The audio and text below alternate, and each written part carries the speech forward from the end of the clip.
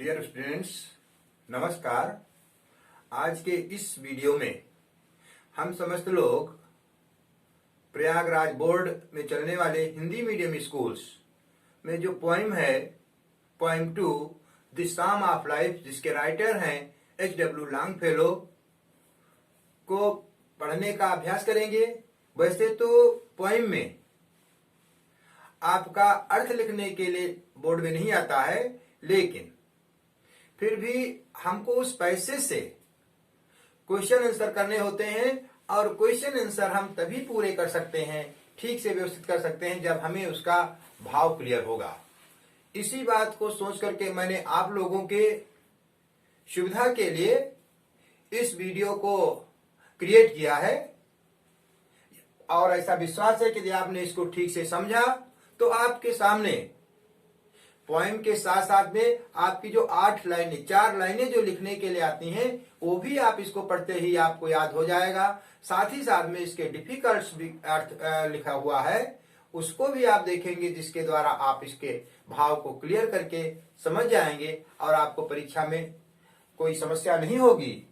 और ये पुनः मैं आपको विश्वास दिलाऊंगा कि यदि आपने मेरा ये वीडियो प्रारंभ से अंत तक देखा तो निश्चित रूप से आपको इसकी पोइम का अर्थ क्लियर हो जाएगा और आपको कोई समस्या नहीं होगी। इस वीडियो को देखने के बाद में आप इसको लाइक करें तथा शेयर करना कतई न भूलें। यदि आप इस चैनल पर नए हों तो इसे सब्सक्राइब करना भी न भूलें, जिससे आने वाले समस्त वीडियोज आप लोगों को मिलते रहें। सीधे अब आपको हम अपनी इस पोइम की तरफ को जोड़ते हैं। सबसे पहले जो first lines of the poem है वो आपकी लिखी है stanza 1, life is real, life is earnest, and the grave is not its गोल।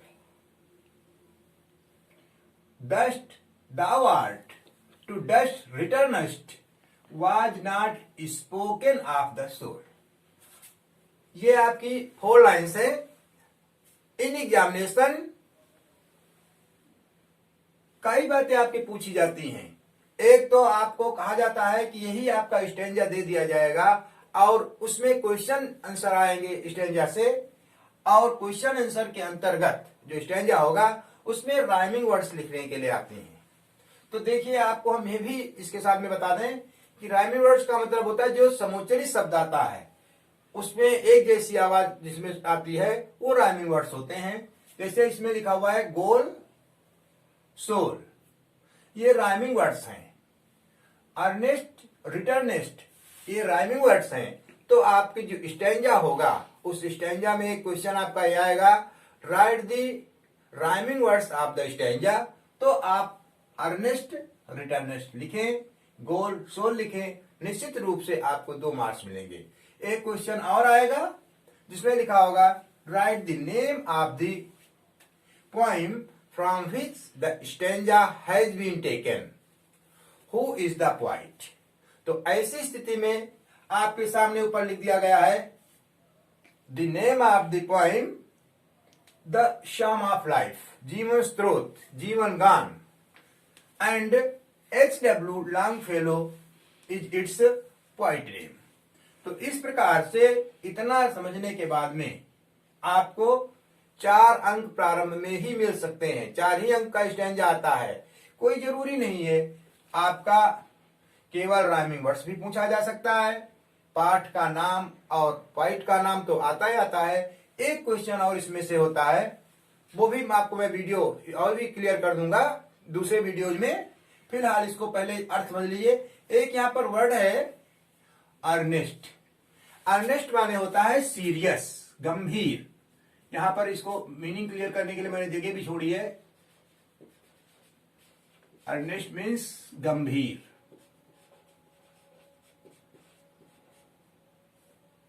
यानी इसको हम सीरियस भी लिख सकते हैं।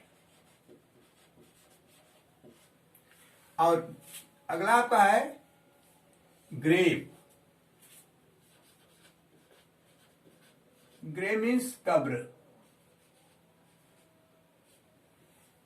मोस्टली मृत्यु से संबंधित बात आती है और एक शब्द इसमें और रहता है गोल। गोल मीन्स लक्ष्य। नेक्स्ट आपका है रिटर्निस्ट। एक शब्द आता है रिटर्न। रिटर्न मीन्स लौटना, लेकिन यहां पर रिटर्निस्ट मीन्स मृत्यु के बाद। डस्ट मीन्स मिट्टी।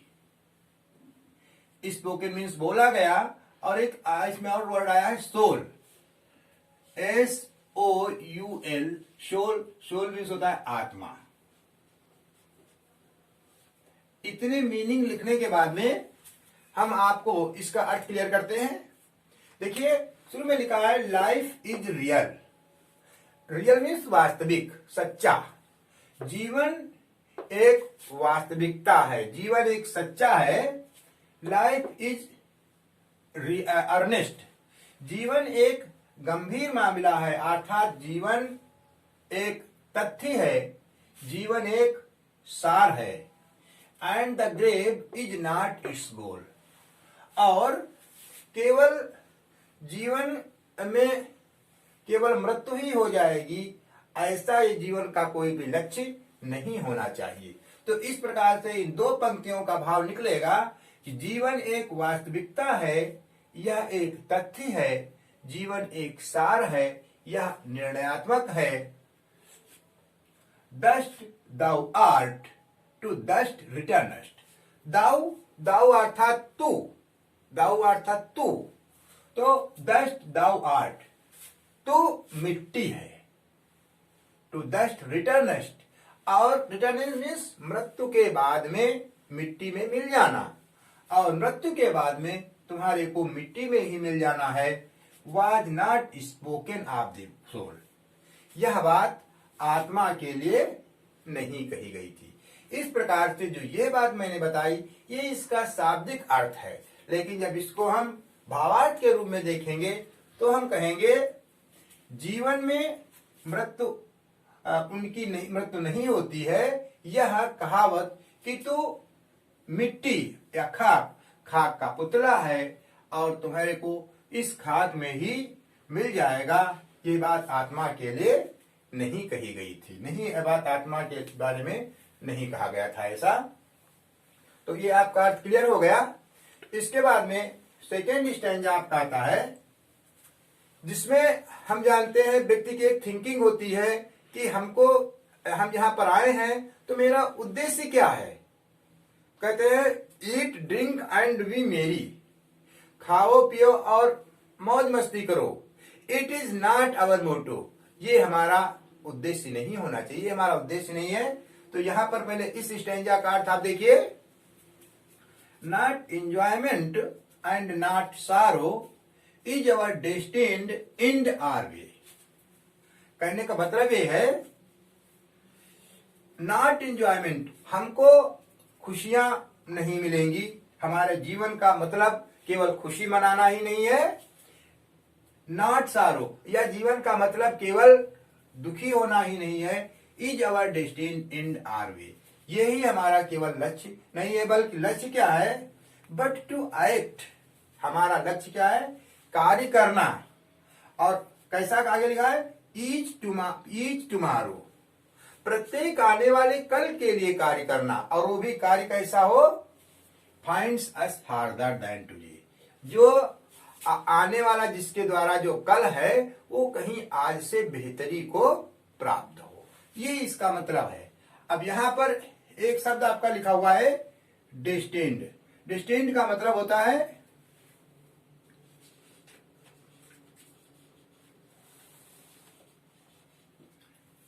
पूर्व लिखित।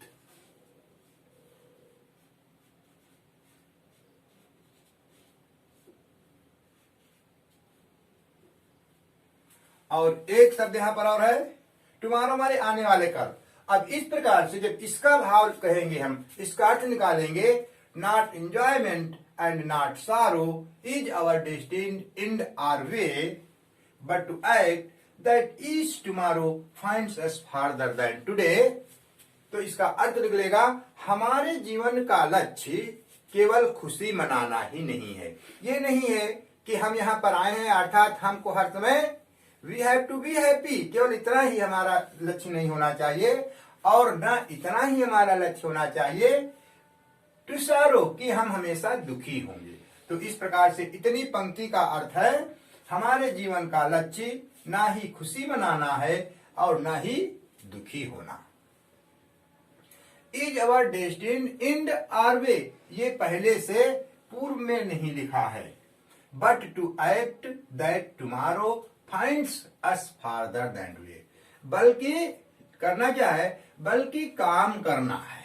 यानी हमारा जो जीवन का लक्ष्य है वो खुशी और दुख व्यक्त करना नहीं, बल्कि काम करना है, ये हमारे जीवन का लक्ष्य है। और काम वो भी किस लिए, ताकि हम अपने अपने आप को हर आने वाले कल में आज से बेहतर बनाए, आज से और भी आगे लेने।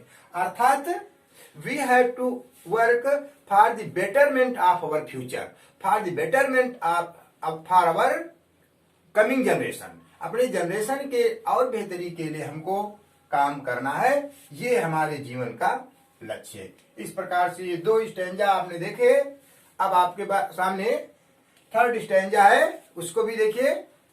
इन the words broad field of battle, in the bivouac of life, be not like dumb driven cattle, be a hero in the strife. अब यहां पर क्लियर कीजिए, in the words broad field of battle, यहां पर संसार को की तुलना एक विशाल युद्ध क्षेत्र से पॉइंट ने की है, तो वही बात यहां पर उसने शो किया है।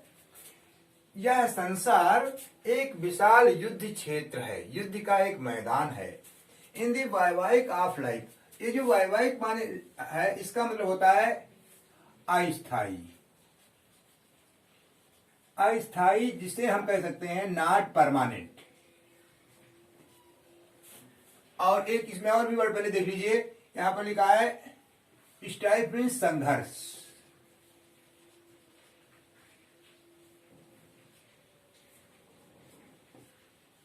तो इस प्रकार से in the words broad field of battle, यह संसार एक विशाल युद्ध का मैदान है। इन द वैवाहिक ऑफ लाइफ, यह एक अस्थायी पड़ाव है। Be not like dumb, dumb means गूंगा। ड्राइवन कैटिल, ड्राइवन मीन्स भागने वाले, चलने वाले, हांके जाने वाले। कैटिल मीन्स पशु, चौपाए। Be a hero in the strife, hero means मुखिया या नायक, स्ट्राइफ मीन्स संघर्ष। तो इस प्रकार से इन 4 पंक्तियों का जब हम भाव लेंगे तो हम कहेंगे यह संसार एक विशाल युद्ध का मैदान है, युद्ध स्थल है। हमारा जीवन इस युद्ध स्थल में एक अस्थायी पड़ाव है। यहां हमें पशुओं की भांति हांके जाने वाले बनकर नहीं रहना है, अर्थात हमको केवल किसी दूसरे के सहारे काम नहीं करना है, वरन इस संघर्ष में एक वीर की भांति जीना है। अर्थात हमको स्वयं मुखिया बनना है, हमको स्वयं आने वाला अपना मार्ग प्रशस्त करना है। तो इस प्रकार से जब इसमें हम इसका अर्थ क्लियर हो गया, तो हम और जब क्लियर करेंगे तो हम देखते हैं यहाँ पर आपके जो राइमिंग वर्ड्स हैं, तो राइमिंग वर्ड्स के अंतर्गत लाइफ और स्ट्राइफ होगा। इसको लिख देंगे, आपके 2 मार्क्स क्लियर हो जाएंगे। आगे का इस प्रकार से स्टैंजा 4 देखिए। Let us then be up and doing with a heart for any fate, still achieving, still pursuing, learn to labour and to wait. अब इसका अर्थ क्लियर करें, पहले शाब्दिक तर्क देख लीजिए। Let us then be up and doing, be up means खड़े हो जाएं। क्यों खड़े हो जाएं? डूइंग, कार्य करने के लिए खड़े हो जाएं। With A heart, heart means पूर्ण मनोयोग से। फॉर एनी फेट, किसी भी प्रकार का भाग्य का सामना करने के लिए। स्टिल अचीविंग, लगातार लक्ष्य को प्राप्त करते हुए। स्टिल परसुइंग, लक्ष्य का पीछा करते हुए। Learn to labour and to wait, परिश्रम करना सीखें। एंड टू वेट, और उस परिश्रम के बाद में क्या उसका फल मिलेगा, इसके लिए धैर्य से इंतजार करना भी सोचें। सीखें। ऐसी ये पंक्ति है जिसका भाव जो हम लिखते हैं, हमने आपके सामने लिखा है। यह सब ध्यान में रखकर पूरे विश्वास से कि फल हमारे हाथ में नहीं है, हमारे हाथ में केवल कार्य करना है। We have to only act. फल ईश्वर के हाथ में है, हमें इसका परिणाम कुछ भी निकले ऐसा सोचकर केवल खड़े हों और अपने काम को करते रहें, काम में जुटे रहें, काम में जुट जाएं, सफलता प्राप्त करें तथा अधिक सफलता प्राप्त करने हेतु निरंतर प्रयास करते रहें। परिश्रम करना व प्रतीक्षा करना ही हमारा लक्ष्य होना चाहिए। काम करें और फल की प्रतीक्षा करें, क्योंकि हमारा जो अपना जो हम जो कर सकते हैं वो केवल एक ही काम है। परिश्रम कर सकते हैं, काम कर सकते हैं और उसके फल का परिणाम हम ईश्वर पर छोड़ देंगे तो निश्चित रूप से हमारा कैसा उसका क्या फल मिलेगा ये बात की बात है। अर्थात हमको आत्मविश्वासी बनना चाहिए, आत्मविश्वास भी होना चाहिए। तो इस प्रकार से इसकी जो राइमिंग वर्ड्स हैं, फेट, वेट, इसकी राइमिंग वर्ड्स हो गई। और वही बात, name of the lesson, name of the poem, the sum of life, poet name H.W. Longfellow. तो इस प्रकार से ये 4 स्टैंजाज आपके इस पोइम में दिए गए थे, जिसको मैंने आपके सामने पूरा किया। मैं जरूर विश्वास करता हूं कि आपने हमारे इस चारों स्टैंजाज को ठीक से देखा, समझने का प्रयास किया, अर्थ क्लियर किया, तो निश्चित रूप से परीक्षा में जो आपके स्टैंजा से जो क्वेश्चंस आएंगे उस स्टैंजा के सभी क्वेश्चंस को आप आसानी से कर लेंगे, क्योंकि एक क्वेश्चन केवल आपका सीधे स्टैंजा से होगा जो क्वेश्चन आंसर के रूप में होगा। जैसे यहां पर मैंने लिख दिया, suppose in the words broad field of battle, यह संसार एक युद्ध क्षेत्र है। अब यहां पर कहेंगे how has the world been compared to. Question आ सकता है how has the world been compared to, इस संसार की तुलना किससे की गई है। तो आपके सामने जब आप अर्थ क्लियर लिखा हुआ है, ये संसार एक विशाल युद्ध स्थल है, अर्थात हम कहेंगे this world has been compared to a broad field of battle, यानी इस संसार को की तुलना एक विस्तृत युद्ध क्षेत्र से की गई है। इस प्रकार से यदि इसका अर्थ के साथ साथ में जब हमारे क्वेश्चन आंसर लिखने आएंगे, हमारे सामने इसका अर्थ क्लियर होगा, तो बिल्कुल हम पूर्ण अपने मनोयोग से इसका अर्थ लिख करके इसके क्वेश्चन आंसर भी कर लेंगे और हम परीक्षा में अच्छे से अच्छे बेहतर अंक प्राप्त करेंगे।